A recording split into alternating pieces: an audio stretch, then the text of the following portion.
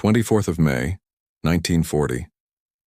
The beaches of Dunkirk stretched before the German army like a gift wrapped in inevitability. Over 300,000 Allied soldiers, the entire British Expeditionary Force and remnants of French divisions were trapped against the cold waters of the English Channel with nowhere to run. Panzer commanders like Heinz Guderian watched through binoculars, their tank columns poised mere miles from complete victory. One decisive thrust would crush the Allied armies and potentially end the war in Western Europe before summer arrived. Then came the order that would haunt military historians for generations. Halt. For 3 crucial days, the German war machine idled while the British scrambled to organize what Prime Minister Winston Churchill would later call a miracle. Admiral Bertram Ramsay coordinated Operation Dynamo from Dover Castle, requisitioning every vessel that could float, from naval destroyers to fishing boats, pleasure craft to ferries. The little ships of Dunkirk became legend. Civilian vessels crewed by weekend sailors and fishermen braving German bombs and shells to save soldiers from the beaches. The Luftwaffe came just as Göring promised, but the Royal Air Force fought them to a standstill over the evacuation beaches. Hurricanes and Spitfires tangled with Messerschmitts and Stukas in desperate dogfights that turned the skies above Dunkirk into a churning mass of contrails and wreckage. The vaunted German Air Force, which had terrorized Poland and supported the breakthrough at Sedan, found itself unable to deliver the knockout blow. Poor weather hampered operations. British fighters, operating from nearby airfields rather than distant bases in Germany, held a crucial advantage in fuel and response time. On the beaches, soldiers stood in line stretching into the surf, waiting their turn for rescue while shells exploded around them.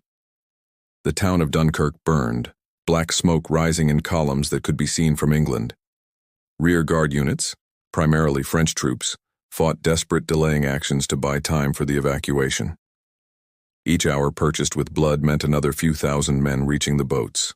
By 4th of June 1940, when the last soldiers finally evacuated, over 330,000 Allied troops had escaped. The British Army had been beaten, but not destroyed. Churchill addressed Parliament, famously declaring that wars are not won by evacuations, yet recognizing that Britain had snatched survival from certain disaster. Hitler had won a tactical victory in France, but committed a strategic catastrophe. He had allowed the core of Britain's professional army to escape, soldiers who would fight again in North Africa, Italy, and eventually return to France on D-Day. The first crack in the Third Reich's armor had appeared, visible only in hindsight. 22nd of June, 1941. Along a front stretching from the Baltic Sea to the Black Sea, over 3 million German soldiers surged eastward into Soviet territory in the largest invasion force ever assembled. Operation Barbarossa, named after the medieval Holy Roman Emperor Frederick I, represented Hitler's grandest ambition and greatest gamble. The Führer was convinced that the Soviet Union was a rotten structure that would collapse if you kick in the door. His generals knew better but mostly kept silent, cowed by their leaders' earlier successes in Poland, France, and the Balkans. The invasion caught Stalin by surprise despite numerous warnings. Soviet spy Richard Sorge in Tokyo, defectors, and even British intelligence had all alerted Moscow to the coming attack, but Stalin dismissed the reports as Anglo-American provocations designed to drive a wedge between the Nazi-Soviet pact partners. When German artillery opened fire that June morning, Soviet units were caught completely unprepared. Entire Air Force squadrons were destroyed on the ground, parked wingtip to wingtip. Tank divisions, many still equipped with obsolete models, were encircled and annihilated in vast battles of encirclement. Hitler's plan called for a swift campaign lasting no more than 5 months. Army Group North would capture Leningrad, Army Group Center would take Moscow, and Army Group South would seize Ukraine's agricultural heartland and industrial resources. The German army would advance in 3 massive spearheads, encircling and destroying Soviet forces before they could retreat into Russia's vast interior. For the first weeks, the strategy worked brilliantly. The Wehrmacht captured hundreds of thousands of prisoners, destroyed thousands of tanks and aircraft, and advanced at speeds that seemed to vindicate Hitler's optimism. But Hitler had made critical miscalculations based on ideology rather than military reality. He underestimated both Soviet fighting spirit and the Red Army's capacity to regenerate forces. He failed to grasp the logistical nightmare of operating across the endless Russian distances. German supply lines, designed for the compact spaces of Western Europe, stretched to breaking points. Trucks broke down on primitive roads that turned to impassable mud with autumn rains. Locomotives couldn't run on Soviet rail tracks without conversion, causing bottlenecks that left frontline units short of fuel, ammunition, and food. As summer turned to autumn, Hitler made another critical error by diverting forces from the drive on Moscow to complete the encirclement of Kiev in the south. General Heinz Guderian, the architect of panzer warfare, protested vehemently that Moscow should remain the primary objective. The Soviet capital was not just a political prize, but a crucial rail hub whose capture would paralyze Red Army logistics. Hitler insisted on securing Ukraine's resources first, revealing his fundamental misunderstanding that wars are won by destroying enemy armies and breaking their will, not by seizing territory alone. The delay proved fatal.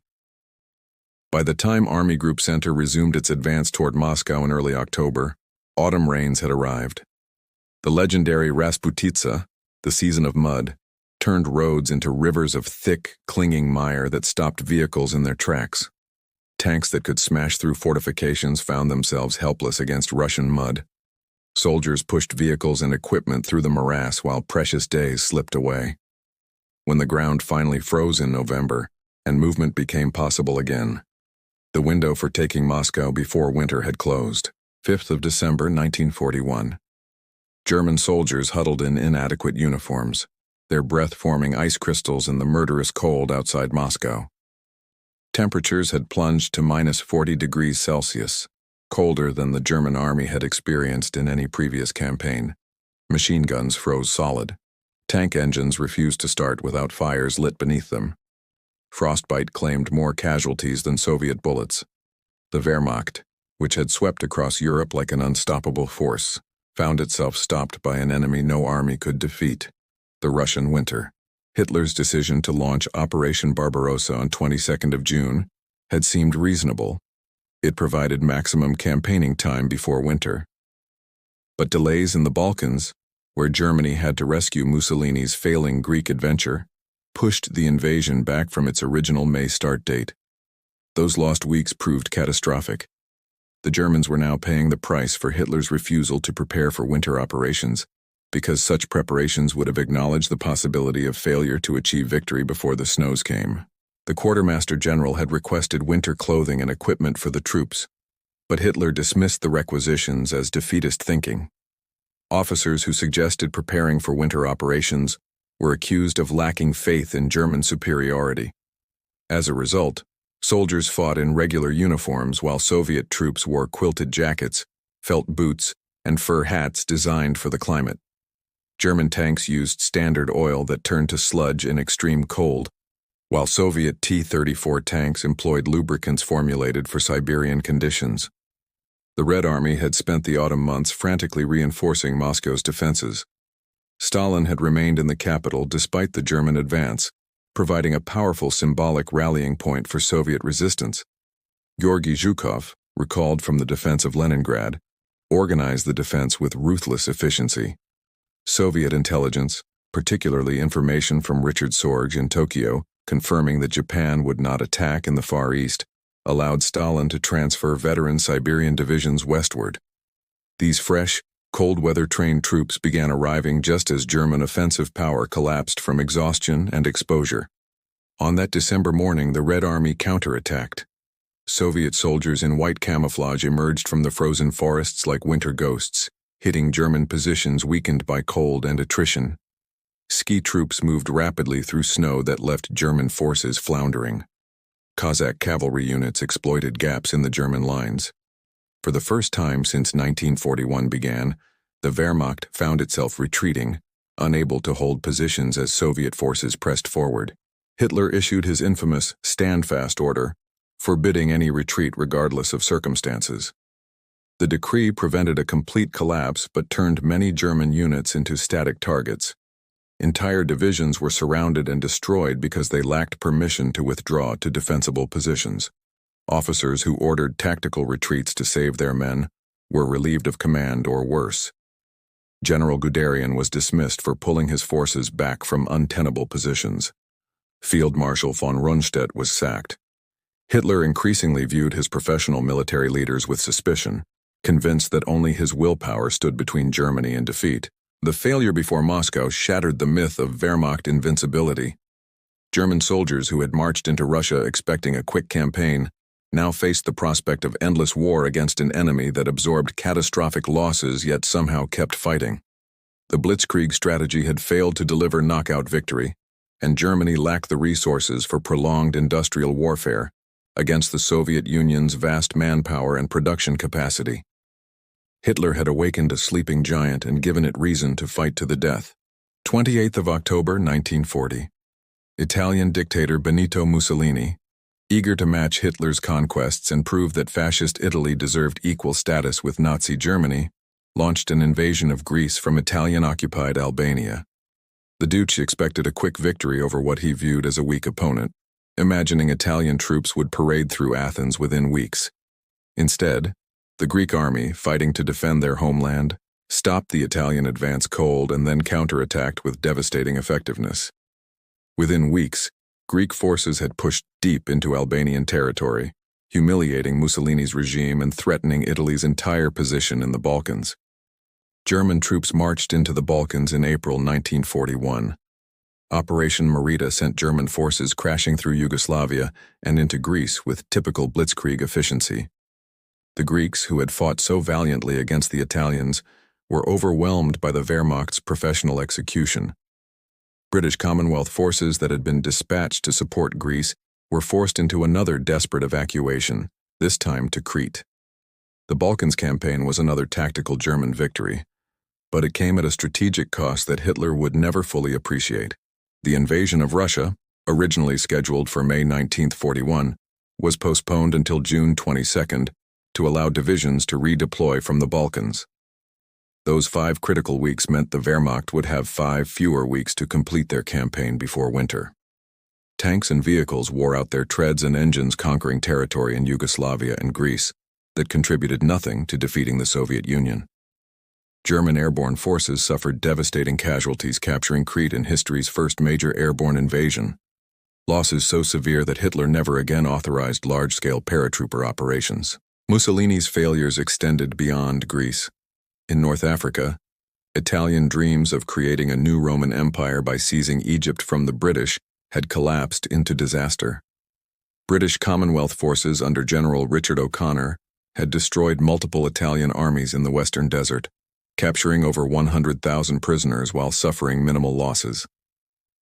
By February 1941, the entire Italian position in North Africa teetered on the edge of complete collapse. Once again, Hitler had to divert resources to rescue his incompetent ally. Field Marshal Erwin Rommel arrived in Libya with the Afrika Korps, German mechanized units dispatched to stabilize the North African front. Rommel, an aggressive and talented commander, immediately went on the offensive, despite orders to remain defensive. He drove the British back to the Egyptian border and besieged Tobruk, turning North Africa into an active theater requiring continuous German reinforcement and supply. Hitler had intended Africa to be a sideshow, but Mussolini's incompetence had created a running sore that drained German resources for years. The strategic cost of supporting Italy cannot be overstated. Divisions, aircraft, and supplies sent to Africa and the Balkans were divisions, aircraft, and supplies not available for the Russian front. The Mediterranean commitment grew like a cancer, demanding more resources to protect what had already been committed. Hitler's loyalty to Mussolini, partly personal and partly based on need to maintain the Axis alliance, trapped Germany in secondary theaters while the main contest played out in Russia. Every German tank destroyed in the desert was one less tank to face Soviet T-34s. Every German soldier holding a position in Greece was one less soldier to occupy Russia's vast spaces. 23rd of August, 1942. German aircraft launched devastating bombing raids on Stalingrad, turning the Soviet city into an inferno visible for miles. The industrial city stretching along the western bank of the Volga River had become Hitler's obsession, partly for strategic reasons. It was a vital transportation hub and industrial center, but increasingly for symbolic ones. The city bore Stalin's name, and Hitler convinced himself that capturing it would deliver a psychological blow that might break Soviet will to resist. General Friedrich Paulus commanded the Sixth Army, over 250,000 German and Axis troops advancing on Stalingrad. The Wehrmacht had launched its summer offensive, Case Blue, with objectives of capturing the Caucasus oil fields that Germany desperately needed. But Hitler's attention fixated on Stalingrad, and he diverted forces from the main drive toward the oil fields to ensure the city's capture. Once again, Hitler's emotional decision-making overrode sound military strategy. The battle for Stalingrad evolved into urban warfare unlike anything the Wehrmacht had experienced. Soviet defenders under General Vasily Chuikov transformed the ruined city into a fortress where German advantages in mobility and coordination meant nothing. Fighting devolved into savage room-to-room, floor-to-floor struggles where soldiers battled for individual buildings. The grain elevator, the railway station, the Barricadi gun factory, each structure became a miniature battlefield soaked in blood from both sides. Soviet tactics deliberately negated German strengths. They practiced hugging the enemy, keeping front lines so close that German artillery and air support risked hitting their own troops. In the rubble-choked streets, a Russian soldier with a rifle was worth as much as a German tank. Snipers like Vasily Zaitsev became heroes, demonstrating that determination could match technology. The Germans, trained for mobile warfare, found themselves trapped in a meat grinder where their tactical sophistication bought nothing but corpses. Hitler ordered Stalingrad taken regardless of cost. Paulus fed his divisions into the city block by block, each small gain purchased with blood. By November, the Sixth Army had captured roughly 90% of Stalingrad, but the Soviets clung tenaciously to narrow strips along the Volga riverbank. German forces were exhausted, overstretched, and critically vulnerable.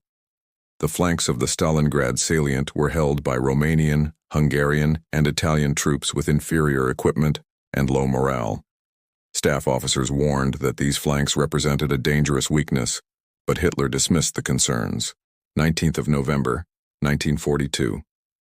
Soviet artillery opened fire along the Don River north of Stalingrad, heralding Operation Uranus, the Red Army's counteroffensive.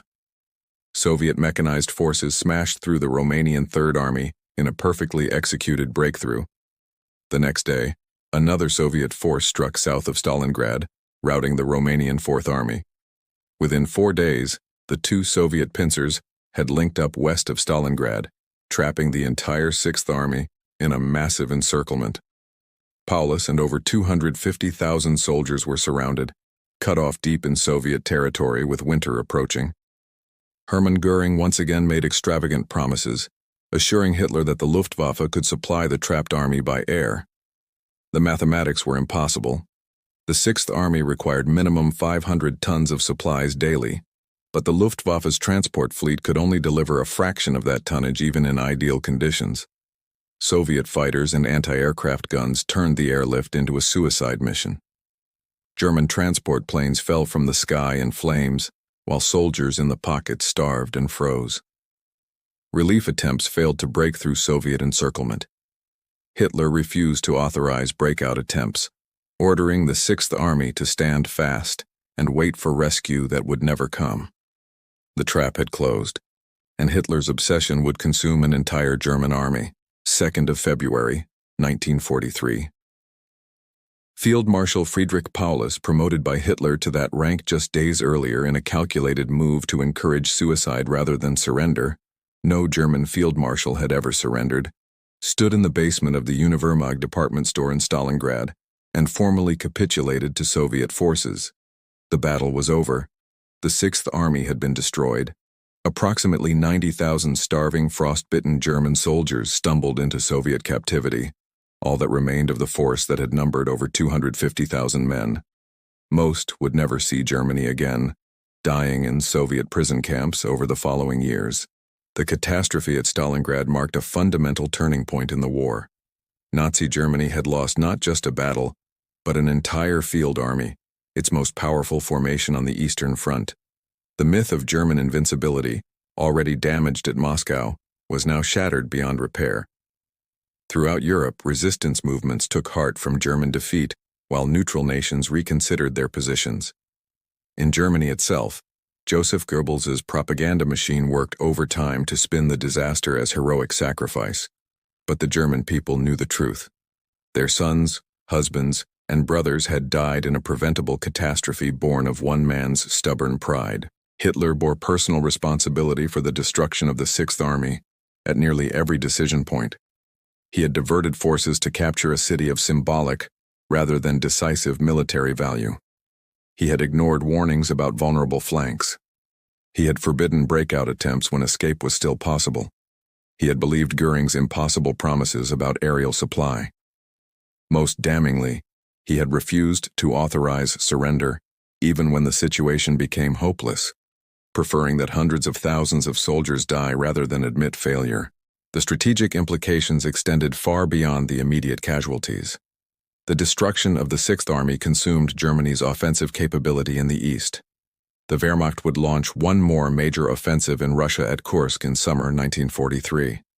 But never again would German forces achieve strategic surprise or possess the strength to threaten Soviet survival. The initiative had passed permanently to the Red Army. Stalin's forces would spend the next 2 years pushing westward, liberating Soviet territory, and eventually carrying the war into Germany itself. Stalingrad also demonstrated the fundamental flaw in Hitler's worldview. He had built his strategic thinking on ideology rather than reality, convinced that German will and racial superiority would overcome material factors. He believed that refusing to admit defeat would somehow prevent defeat, that ordering armies to stand firm would make them invincible. The frozen corpses in Stalingrad's ruins proved otherwise. Wars are not won by willpower alone, but by logistics, strategy, and adapting to reality. Hitler's inability to accept this truth would cost Germany millions of additional casualties in the years ahead. The battle marked the beginning of Germany's long retreat. Soviet forces would continue advancing westward with growing confidence and strength. Each German defensive position would be outflanked, each carefully prepared line broken through. The question was no longer whether Germany would win, but how long defeat could be postponed. In his headquarters, surrounded by maps showing shrinking German territories, Hitler still spoke of wonder weapons and miraculous turnarounds that would deliver final victory.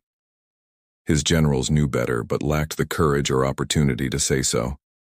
The Third Reich was bleeding to death, but its leader refused to see the wounds. Hitler's declaration of war solved a serious problem for American President Franklin Delano Roosevelt.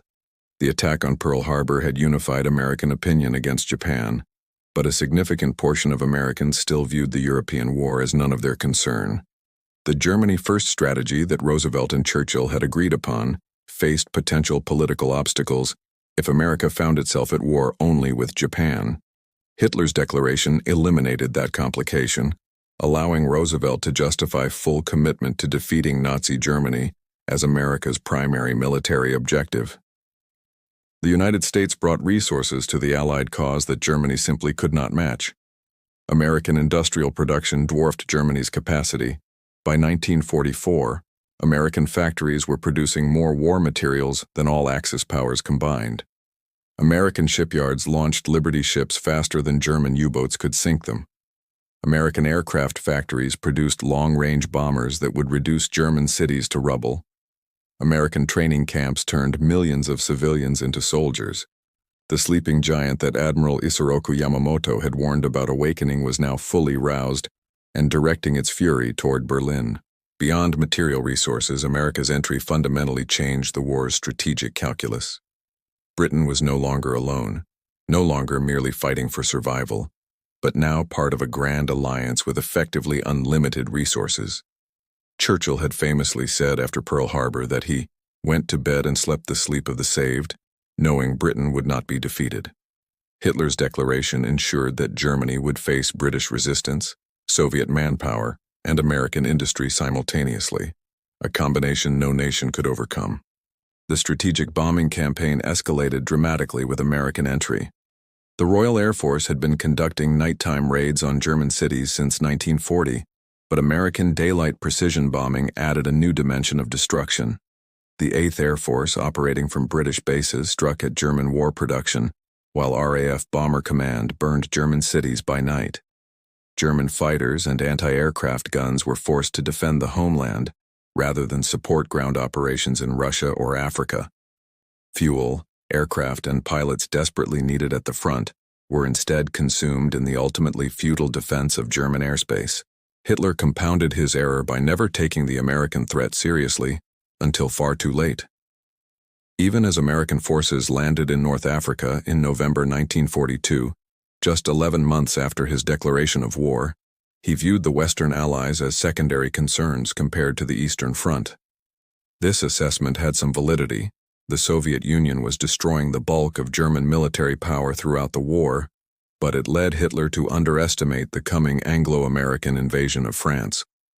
When D-Day finally came on 6th of June 1944, German forces in the West were undermanned, poorly positioned, and hampered by Hitler's characteristic refusal to allow flexible responses to developing threats. The decision to declare war on America had invited a two-front war that Germany's resources could never sustain.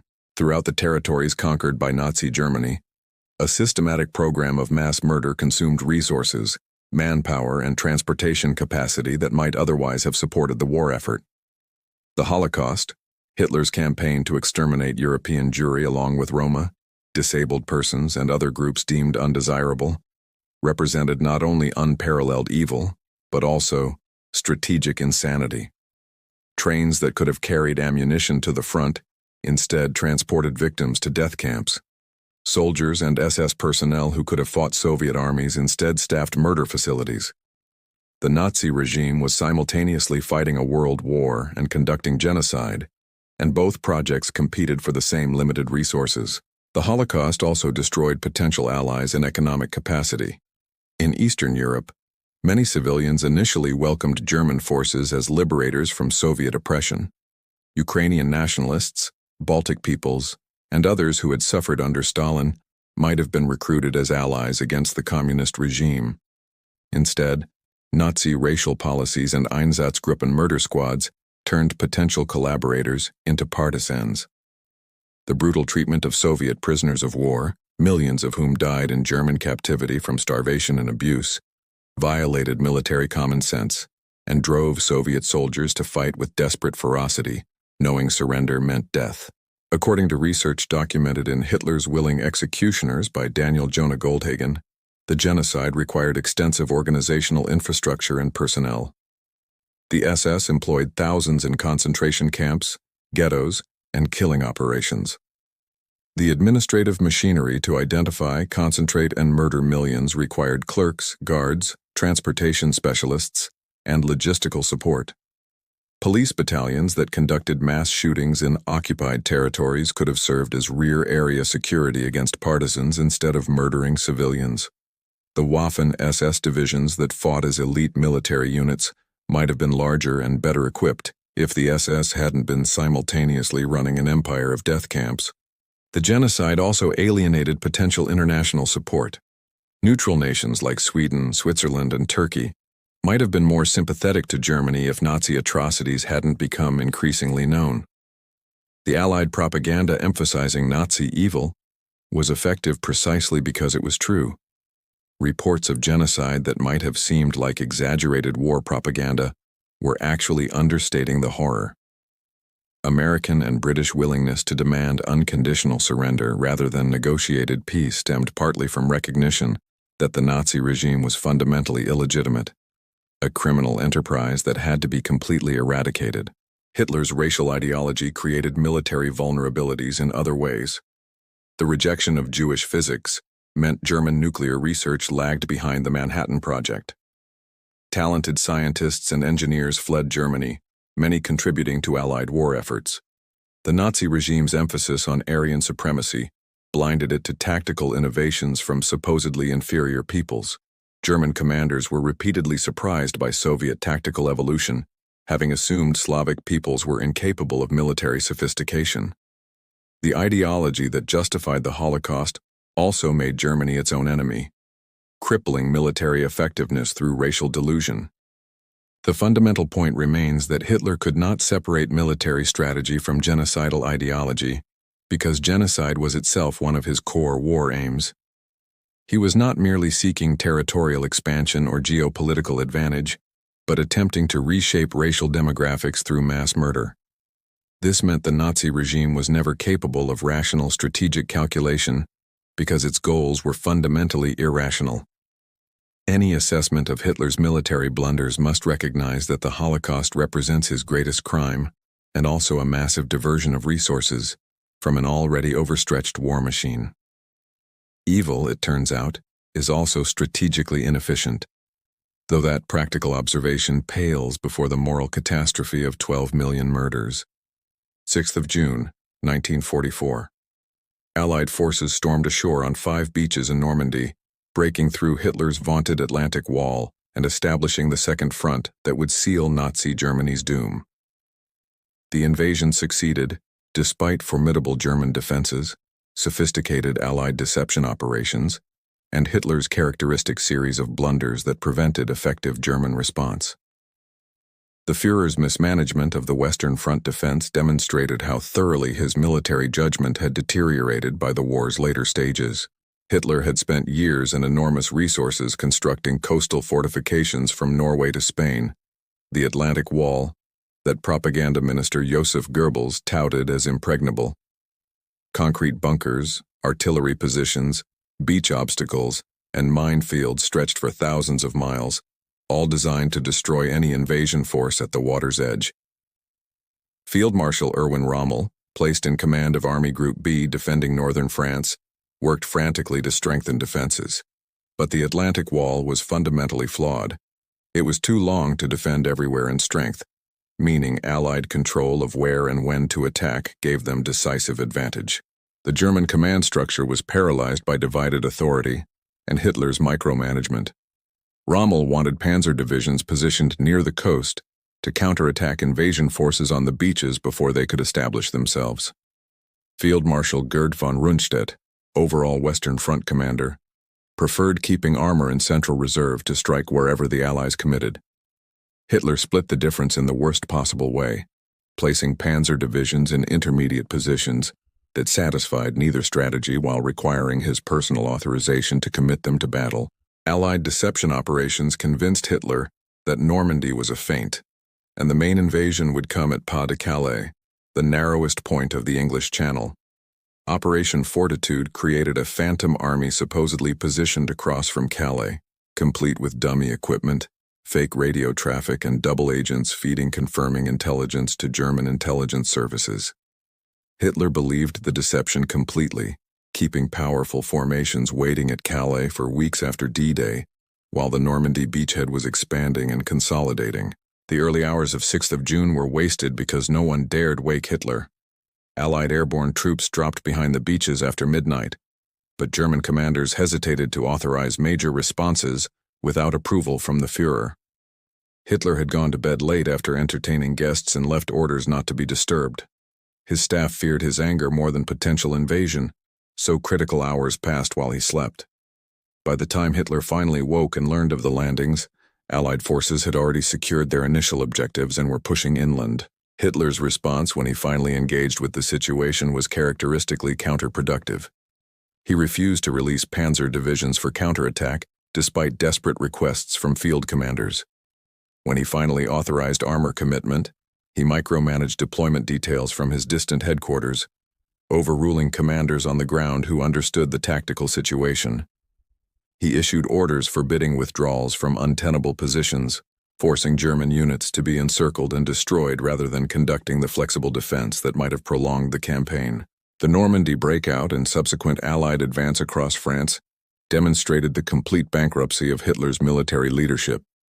He continued issuing grandiose counteroffensive orders to armies that existed largely on paper, their divisions ground down to fractions of authorized strength. His July 20, 1944 near assassination by German officers plotting to end the war and seek peace terms only intensified his paranoia and distrust of the military professionals. He increasingly relied on fanatical loyalty over competence, promoting officers based on Nazi credentials rather than military ability. The German army in the West was being destroyed, and Hitler's interference ensured it would be destroyed as wastefully as possible, with maximum casualties and minimum strategic benefit from its sacrifice. 16th of December, 1944. German forces launched a desperate offensive through the Ardennes forest in Belgium and Luxembourg, catching American units by surprise in what became known as the Battle of the Bulge. The operation represented Hitler's final major offensive gamble, an attempt to split Allied armies and capture the vital port of Antwerp. It was also strategic insanity, Germany's last reserves of men, armor, and fuel, consumed in a campaign that had virtually no chance of success, and would leave the Reich defenseless against the coming Soviet winter offensive. Hitler had conceived the Ardennes offensive personally, overruling unanimous skepticism from his generals. Field Marshal Gerhard von Rundstedt called the plan a criminal operation, because it committed Germany's last mobile reserves to an operation with unrealistic objectives. The plan required capturing American fuel depots because German armor lacked sufficient gasoline to reach Antwerp otherwise. It depended on bad weather preventing Allied air superiority from dominating the battlefield. It assumed American forces would collapse in panic, as they had in 1940 during the First Blitzkrieg. None of these assumptions reflected reality. The offensive achieved initial surprise and made impressive gains, creating a dangerous bulge in Allied lines that gave the battle its name. German tanks and infantry pushed forward through snow and fog, surrounding American units at Bastogne and threatening to reach the Meuse River. For a few days, the situation appeared critical. But then the weather cleared, Allied aircraft filled the skies, and American resistance stiffened. The surrounded garrison at Bastogne refused to surrender, with General Anthony McAuliffe famously replying "nuts" to German surrender demands. German spearheads ran out of fuel within sight of their objectives and were systematically destroyed. By the end of January 1945, the Battle of the Bulge was over. Germany had lost over 100,000 casualties, hundreds of tanks and aircraft, and the fuel reserves necessary to conduct mobile defense. The Western Allies had been temporarily surprised but not defeated, and now resumed their advance into Germany itself. Meanwhile, the Eastern Front had collapsed during the Ardennes offensive. Stalin had launched a massive winter offensive on 12th of January that ripped through German defenses in Poland. The Red Army was driving toward Berlin while Germany's last reserves were being squandered in a doomed offensive in the West. Hitler's final month saw the complete disintegration of rational military planning. He issued orders to non-existent divisions, planned counter-offensives with imaginary armies, and refused to acknowledge the Reich's impending destruction. He ordered scorched earth policies in German territory itself, preferring to see Germany destroyed rather than surrender. When Albert Speer, his armaments minister, sabotaged these orders to preserve German infrastructure for post-war recovery, Hitler was too detached from reality to notice effectively. The Führer retreated into his Berlin bunker as Soviet armies encircled the capital in April 1945.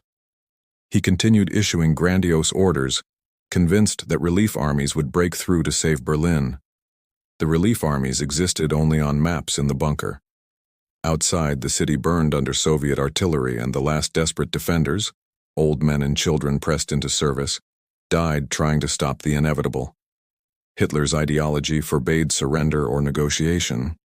Germany would be destroyed and millions would die in the war's final months, all to postpone by days or weeks the admission of complete defeat. 30th of April, 1945. Adolf Hitler committed suicide in his bunker as Soviet forces battled through Berlin's streets just blocks away. The man who had promised Germany a 1,000-year Reich delivered instead 12 years of tyranny ending in total destruction. His blunders, strategic, tactical, and moral, had transformed German military victories into catastrophic defeat. The decision to let British forces escape at Dunkirk, the invasion of Russia, the failure to prepare for winter, the diversion to save Mussolini, the obsession with Stalingrad, the gratuitous declaration of war on America, the Holocaust's resource drain, the mismanagement of D-Day defense, And finally, the wasteful Ardennes offensive. Each decision flowed from Hitler's character flaws and ideological delusions. The Third Reich collapsed into rubble and Soviet occupation. Germany lay divided, its cities destroyed, millions dead, its territory occupied and partitioned. The consequences of following Hitler stretched far beyond military defeat. German culture would spend generations confronting the shame of the Holocaust, the guilt of aggressive war, the horror of what their country had become.